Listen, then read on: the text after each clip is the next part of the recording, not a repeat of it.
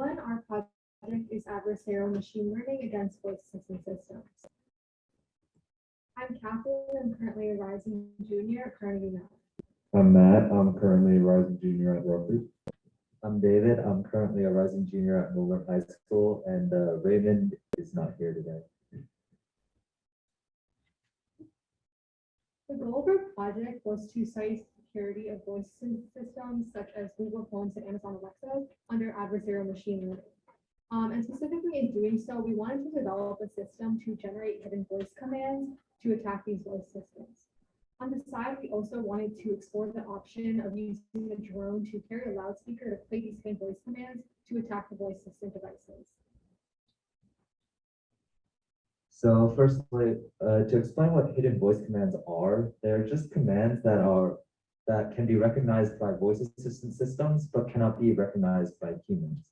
So the way we have to generate these, the way we want it to, is we first have to understand the basis behind voice assistant systems. What they use is what's called a null frequency septal coefficient, also known as MFCCs.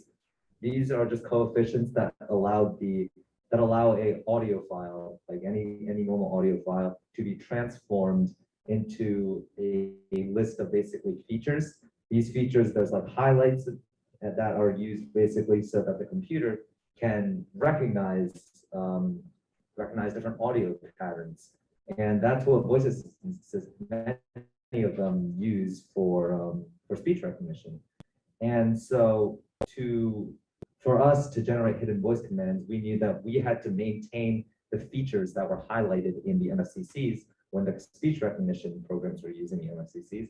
We needed to have the same highlighted features, but it also must be known that these features are sparse. You don't need many of them for the speech recognition programs to understand an audio. So we knew that we also could insert a lot of noise around the features that were needed for speech recognition programs to understand the audio. So if we added a lot of noise around the features, we could get it so that the speech recognition programs understood the audio, but not humans.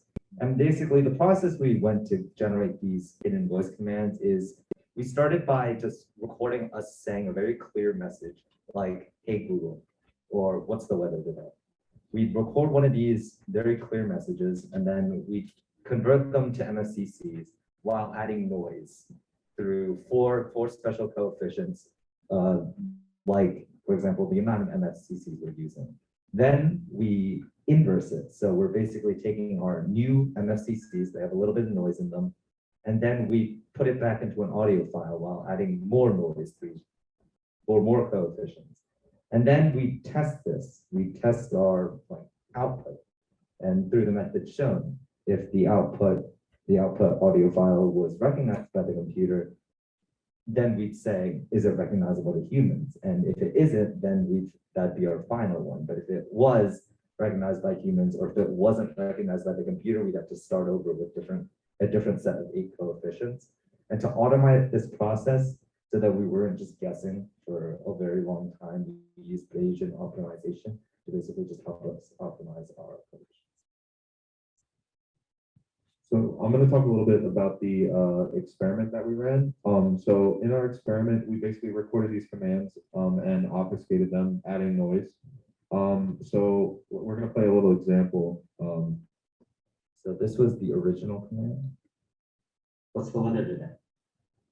And then this was the obfuscated one. What's the weather today? Yeah, hopefully you didn't really understand that. So yeah, with context, I'm sure you're able to understand it, but if you just heard that randomly, you might not be able to, and that's kind of the whole point. So basically we're playing these obfuscated commands through a loudspeaker, which is then like in front of a voice assistant. We use the Google Home and Amazon Alexa and iPhone Siri as in our experiment. And then we just gradually increase the distance from the speaker to the Alexa or the voice assistant to see where the success drops off at like what distance. And we have a video here of it being tested on an Alexa.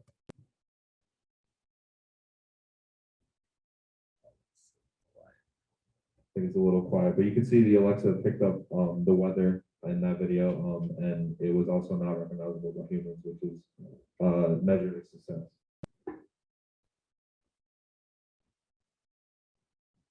So as for the results of our experiment, we found that we had the most success with iPhone Siri, because that was able to recognize all of the obfuscated commands that we tested at distances up to 11 feet. But that was after it was first manually activated by the phone's user. As for the Google Home, we achieved a little bit of less success. It was able to recognize all commands that were less than 22 inches away. However, after that, as we increased the distance between the Google Home and the speaker, we found that the recognition steadily decreased. And finally, for the Amazon Alexa, that was able to recognize all the commands that we tested at the different distances. However, we only tested that device up to 30 inches. And then I want to talk a little bit about the drone. So we also tried to incorporate a drone into our project. The whole point being, eventually, hopefully, a loudspeaker can be carried on said drone, and you can use it to attack a voice assistant system that might be a certain distance, like vertically, in the like physical real world. Yeah. And so the two drones that we had access to a unique H920 Pro. And this one's a little bit more heavy. It has more rotors too. And you can actually see a GIF of us operating the drone there. And then we also had access to a Holy Stone HS700 drone. And this drone's a little bit more lighter. It might be better used practically for what we wanted it to. And in the future, we hope to actually like attach a loudspeaker to a drone to achieve this. So our future work, the first thing would be to basically incorporate the loudspeaker.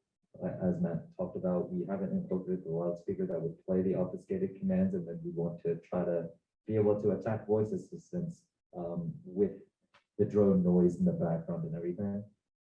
Also, we'd also want to generate like more commands and make them less recognizable using different coefficients. Like our commands were still slightly recognizable, and we would like to remove any sort of like recognizability in them.